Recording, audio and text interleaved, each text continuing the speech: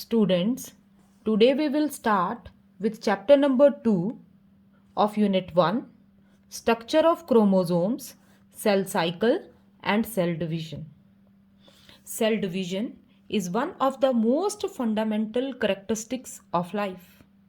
This is the method which enable organism to produce their own kind, to continue their species on earth. Now in this chapter, we will learn about cell divisions, its types. Now, as chromosomes have a significant role in cell division, so first we will start with chromosomes. Chromosomes. Chromo means colored and zomes means bodies. Chromosomes are the colored bodies which are seen in the nucleus of a stained cell. These are highly coiled and condensed chromatin fiber. Now these chromatin fiber are the complex of DNA and proteins. They coiled to form chromosomes, and these chromosomes, they are visible only during the cell division. Before that, they are present inside the nucleus in the form of long threads, and those threads are called as chromatin fibers. Now, the first time chromosomes, they are studied in 1882 by a German scientist, Walther Fleming. He studied them in the dividing cells of larva of a salamander, which is a amphibian. Now, as chromosomes, they are made up of chromatin. Now, what is chromatin? Chromatin. Chromatin material is made up of two substances. First is DNA and second is histones. DNA stands for deoxyribonucleic acid. 40% of chromatin is made up of DNA and rest 60% is made up of a kind of protein called as histones. Now starting with DNA. Beta, the shape of DNA molecule was first studied by Rosalind Franklin in 1953.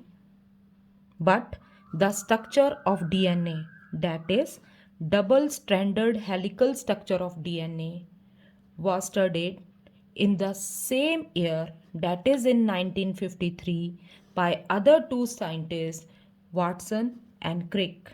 And all together they got Nobel Prize for its shape and structure in 1962. Now, what is the structure of DNA that we are going to start? But a DNA molecule is a very large molecule present in organisms. As it is very large, we call it as macromolecule. Each DNA molecule is composed of two complementary strands. Just like these are the two complementary strands which are wound around each other. Now each DNA strand, now these are the two complementary strands of DNA which are wound around each other, and that's why we call it as double helical structure of DNA. Now each DNA strand is composed of repeating units, and these repeating units which are present in these strands are called as nucleotides. Now nucleotides are made up of three components. The first is phosphate, second sugar, that is pentose sugar having 5 carbon, and third is nitrogenous base. But out of these three components of nucleotides, phosphate and sugar, they are arranged lengthwise in each strand, and nitrogenous base, they are attached to sugar on the inner side. Now these nitrogenous base, they are attached to sugar of each strand on the inner side, and it joins with the complementary nitrogenous base of another strand by hydrogen bond. Now, this is a diagram which shows two parallel strands of a part of DNA. Phosphate molecule, sugar and nitrogenous base all together form one nucleotide. In the same way, on another strand also, phosphate, sugar and nitrogenous base is present. Now just see, phosphate and sugar, they are arranged in each strand lengthwise. And these nitrogenous bases, they are attached to sugar molecule inwards. And each nitrogenous base is attached or it pairs with other nitrogenous base of the complementary strand by hydrogen bond. Now beta, these nitrogenous bases are of four types. Now four types of nitrogenous bases which are present in DNA are, the first is adenine, guanine, cytosine and thymine. Now, how they pairs? Beta, adenine always pairs with thymine with double hydrogen bond. And guanine always pair with cytosine with triple hydrogen bond. Again I am repeating, adenine always pairs with thymine of the complementary strand with double hydrogen bond. And guanine always pair with cytosine of complementary strand with triple hydrogen bond. So in this way they form double helix structure of DNA. Now the next component of chromatin is histone proteins. Now what are histone protein? Histone proteins, these are the special type of proteins which help in the coiling and packing of DNA into structural units which are called as nucleosomes.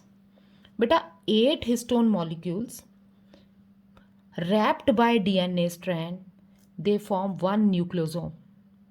Again I am repeating, 8 histone molecules, they form histone octamer. As 8 histone molecules are present together, it is called as histone octamer.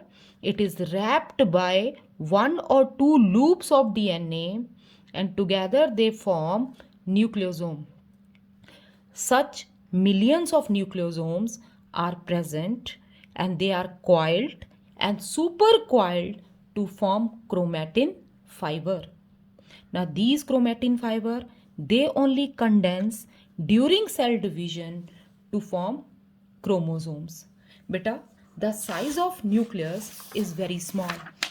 Each nuclei is approximately 6 micrometer in diameter. Such a small size, but in every cell of human, approximately 2 meter long DNA is present. As it is very large in size, that's why it is present there in condensed form, and that condensed form in the form of chromatin fiber and then further condensed to form chromosomes.